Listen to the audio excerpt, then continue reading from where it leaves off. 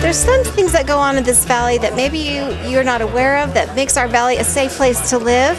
I'm here with Sheriff Lynn Nelson and also with Sergeant James Astle. And you do a lot for our valley, of course, but one of the things we're going to talk about is the search and rescue organization that you run. And that's a really important thing that happens behind the scenes, I think, a lot of times that keeps our community safe. You know, it's an amazing group of people. There are 35 volunteers that volunteer hundreds of hours each year in the service of their fellow man, and we couldn't do that job without them. You know, the sheriff's office just isn't equipped to handle all of that, and so this group of volunteers just does an amazing job. They are great. It helps restore your faith in humanity, I'm sure. And I didn't even realize that the search and rescue had to run basically by volunteers. But Sergeant Astle, that's something that you kind of oversee as all the volunteers and all the ins and outs. Sort of tell me how your organization really works. Okay. What we have is we're broken up into groups, and I work for the sheriff's office, but our search and rescue is broken up out of 35 volunteers. I've got one person that's right under me. He is what's called my vice commander, and he kind of helps me run that group. And then I've got 2 team captains, and then we break that up. And then that team's broken up into specialty groups, which helps us with our other areas of our focuses, which is our ATVs, our dive team, our high angle team, our snowmobile team, and all of our other groups that we use for our operations. And so we use these throughout the year for our various trainings, because our group trains every Thursday night, and then we have all of our call-outs throughout the year. And so we have to kind of break our groups up as far as our organizational chart and make sure that we're training so we have what we will need when we have a call out. See, this is really detailed information that you just gave me, but basically you've got a team of 35 volunteers that have to be trained in so many different areas so that they are ready on the spot to go and help search and rescue and help someone that's in need. And you said they meet every week. Tell me, what kind of man hours are we talking about throughout the year that your search and rescue team actually puts together? Last year we had over 3,000 hours just in training hours. Just in training? Just in training, yeah. And that's, we put a lot of training, we train, but then on top of that, we have to put in our time prior to our training. And so when we train on Thursday nights, we're going to have some planning and some prep time prior to that. So I've got a group that will plan and prep prior to Thursday, planning for that training on that Thursday night.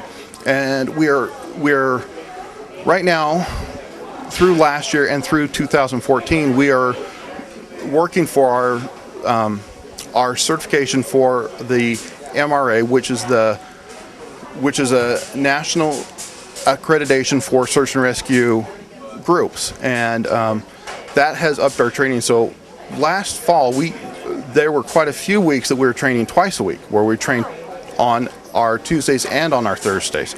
So we put a lot of extra training through all of last fall, and then we'll train again, and we'll do our final test on that we are shooting for March 15th for that. So we tested for our summer in September, and we passed that, and so after March we should be fully certified through that as well. So I just think this is really impressive because it all boils down to that you're working with volunteers from our community, and it takes that many people to make this organization run.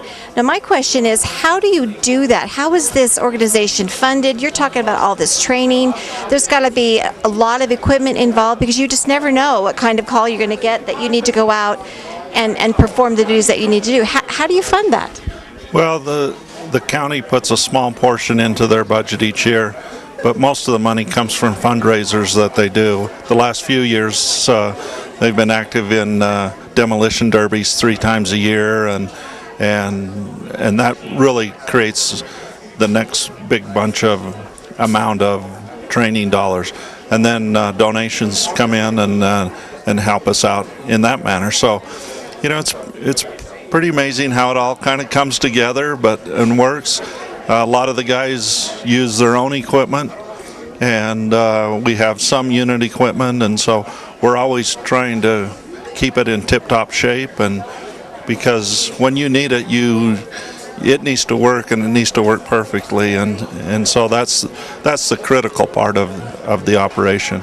And I'm sure your need list is, you always got this big list of things that you need and new equipment that you need. And I believe that you're over that, Sergeant Astle. Tell me really quick, how many calls that you went on last year that you actually had to go out and do the stuff that you do? Last year we had 37 call-outs, which is a fairly aggressive year for us. But that can, when you look at those call-outs, some of those call-outs are small, which would be about a 4-hour, and some of them last long through the night.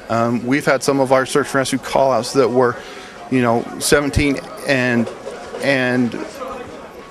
sometime all through the night. So we spend a lot of time up there. We use a lot of different types of equipment, and it all depends on what type of search we have, whether it's something from the winter or something from the summer.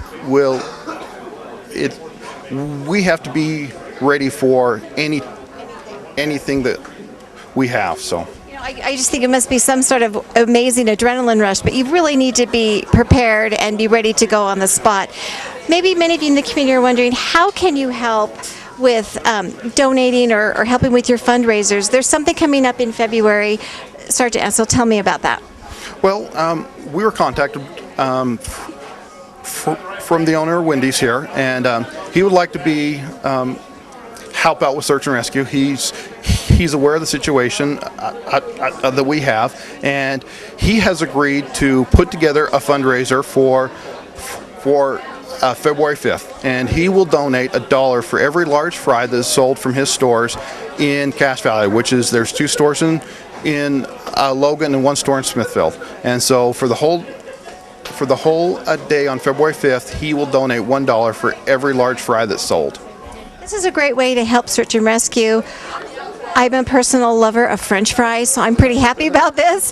And it's something you feel good about, because it's an easy way to help donate to a great service that the Sheriff's Office does to help keep our community safe, as well as all the other counties around our valley. So what do you say to the people of Cache Valley? You think they ought to come and get some large fries on February 5th? I think that's a good night to bring the family and come eat out and enjoy this location. Just been remodeled, and I'm sure the owner wants to show it off, and it's great to have this support of the community, and we appreciate that a great deal. I know you do, and we appreciate Search and Rescue for how you keep us safe. Thank you so much.